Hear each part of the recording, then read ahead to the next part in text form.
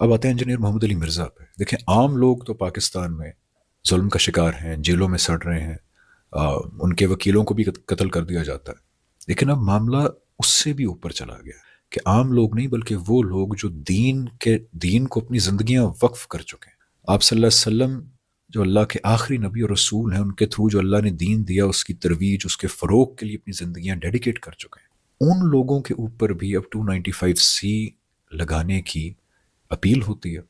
اور یہ معاملہ بہت عرصے پہلے سے چلتا آ رہا ہے، جیسے جنید جمشید صاحب، طارق مسعود صاحب اور اب انجینئر محمد علی مرزا صاحب. اب اس میں ہوا کیا ہے؟ ہوا یہ ہے کہ ایسا انسان جس نے اپنی زندگی خدا کے دین کو ڈیڈیکیٹ کر دی ہے، اس نے اظہار خیال کے دوران کچھ ایسے الفاظ استعمال کر دیے جو لوگوں کو آبجیکشنیبل لگے. اب کیا رویہ ہونا چاہیے؟ آپ خود دیانت داری سے سوچیں.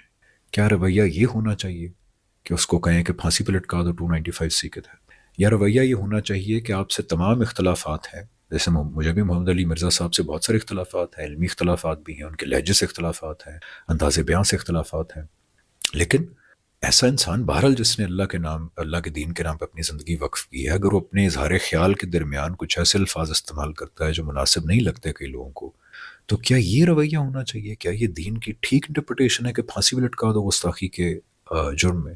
یا پھر زیادہ یہ کہ انسان ہمدردی سے یا چلیں غصے سے ہی کہہ دے کہ یار یہ آپ نے صحیح الفاظ استعمال نہیں کیا، آئندہ نہیں کرنے، اور بار بار توجہ دلائے.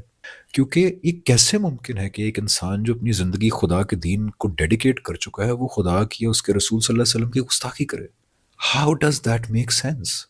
ذرا خود سوچیے. یہ کسی بھی طرح اخلاقی طور پہ، دینی طور پہ، ریشنلی، انٹلیکچولی صحیح رویہ نہیں ہے، اور یہ بدقسمتی سے بڑھتا جا رہا ہے.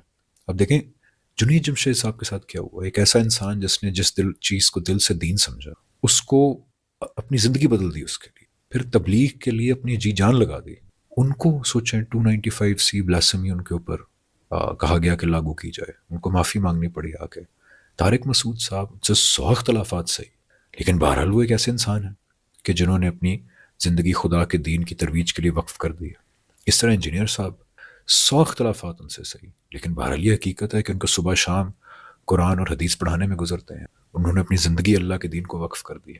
تو اس لیے گزارش بس یہ ہے کہ تھوڑا سا سوچئے کہ بلاسفمی کے حوالے سے ہمارے ہاں رویے کتنے غلط ہیں، ان رویوں کے نتیجے میں کتنا فساد اور کتنا ظلم ہو رہا ہے. اور خدشہ یہ ہے اگین، کیونکہ قرآن میں آتا ہے کہ جو پرسیکیوشن ہے، خاص طور پر ریلیجس پرسیکیوشن، اللہ تعالیٰ فرماتے ہیں کہ وہ قتل سے بھی بڑا گناہ ہے.